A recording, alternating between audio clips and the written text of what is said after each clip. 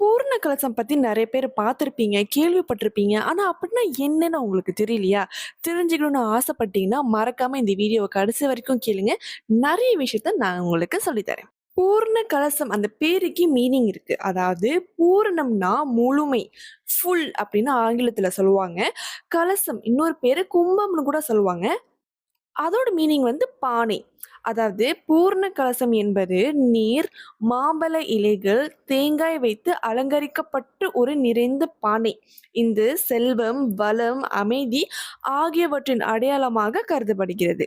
பூரண கலசம் பொதுவா எப்படி இருக்கும் நீங்க கேட்டீங்கன்னா, பொதுவாக வெள்ளி, பித்தளை அல்லது வெண்கல பானை எடுத்து அதில் நீர் நிரப்பி, அதன் சுற்றி மாம்பழ இலைகள் கட்டி வைப்பார்கள். மேலே ஒரு தேங்காய் வைத்து, பானையின் மஞ்சள், குங்குமம், சந்தனம் பூசி அலங்கரிக்கப்படுவார்கள்.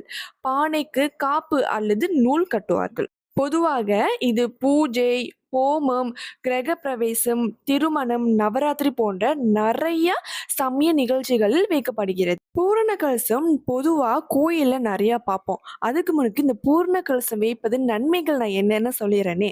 இதோட நன்மைகள் பார்த்தீங்கன்னா, செல்வம், வளம், வளமை தரும்.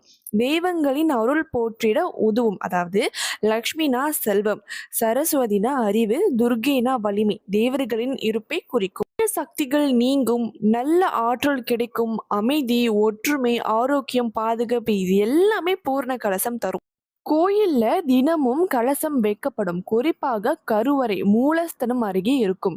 தெய்வத்தின் அருகில் வைக்கப்படும் கலசம் அந்த இடம் எப்பொழுதும் தெய்வ சக்தி நிறைந்து என்று கூறுகிறது. குறிப்பா கும்பாபிஷேகத்துக்கு ரொம்ப பாய்ப்பாங்க. புதிய கோவில் கட்டும்போது அல்லது பழைய கோயில் சுத்தம் செய்த பின் செய்யும் பெரிய பூஜையில் 100க்கும் மேற்பட்ட கலசங்கள் தண்ணீர், மந்திரங்கள், கற்பூரம் வைத்து அபிஷேகம் செய்யப்படும். கலசம் மீது வேத மந்திரங்கள் ஜபித்து அதில் தெய்வத்தின் சக்தி நிறைந்துபடுகின்றது. கோபுரத்தின் மேல் வைக்கும் பூரண கலசம் தங்க கலசம் அப்படின்னு சொல்லுவாங்க. இது கோயிலின் ஆத்மா என்று கருதப்படுகிறது. கும்ப அபிஷேகத்தின் போது அந்த கலசத்தில் பூஜை செய்து தெய்வ சக்தி நிறைகின்றது. அது மட்டும் இல்ல, தெய்வத்தின் ஊர்வலங்களுக்கு முன்னால் கலசம் கொண்டு செல்வது வழக்கம். இதன் மூலம் தெய்வத்தின் சக்தி அங்கு பரவுகிறது என்று நம்பப்படுகிறது.